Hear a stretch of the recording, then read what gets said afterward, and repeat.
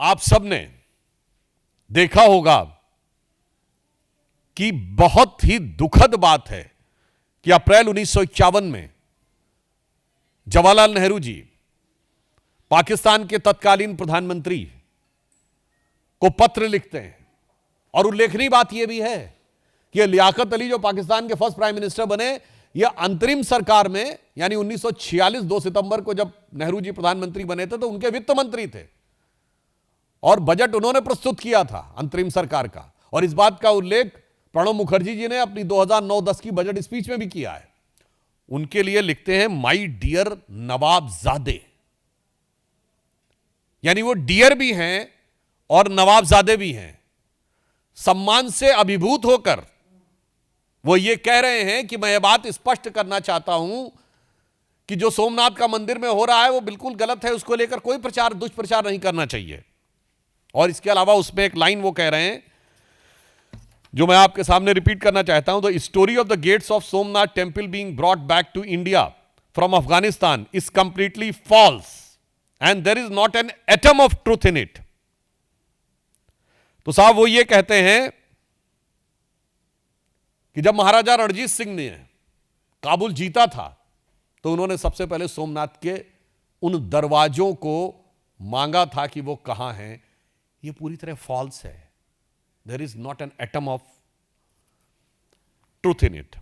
अब मैं कोट करना चाहता हूं खुद कांग्रेस सरकार के द्वारा आधिकारिक रूप से published Maharaja Ranjit Singh by L S. Bakhshi, page number 15, published by ministry of information and broadcasting, new Delhi in 1992।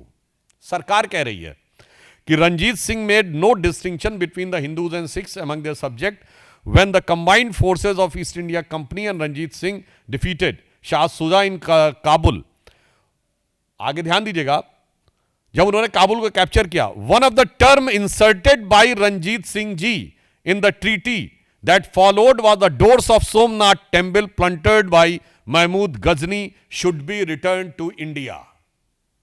अब महाराजा रणजीत सिंह सही हैं या पंडित जवाहरलाल नेहरू जो लियाकत अली की खिदमत में उनकी मिजाज पुरसी में लगे हुए हैं, वो सच बोल रहे हैं, या भारत सरकार के द्वारा 1992 में इंफॉर्मेशन ब्रॉडकास्टिंग मिनिस्ट्री के द्वारा पब्लिश्ड बात सत्य है।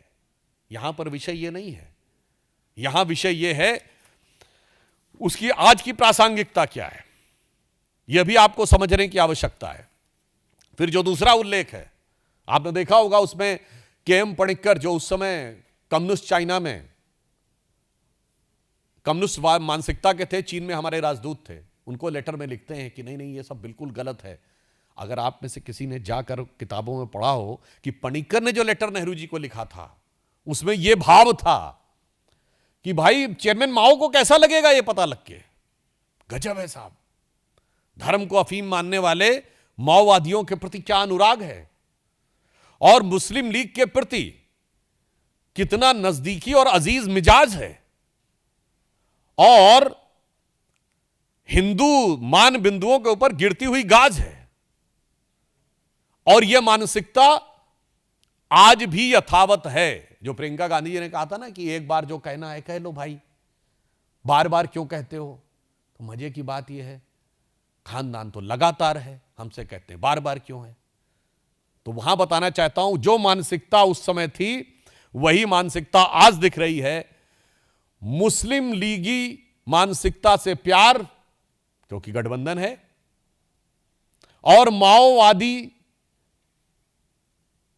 चीन की कम्युनिस्ट पार्टी से करार, और सनातन हिंदू धर्म पर भीषण प्रहार। जो तब था वही अब है, जो तब हो रहा था वही आज हो रहा है।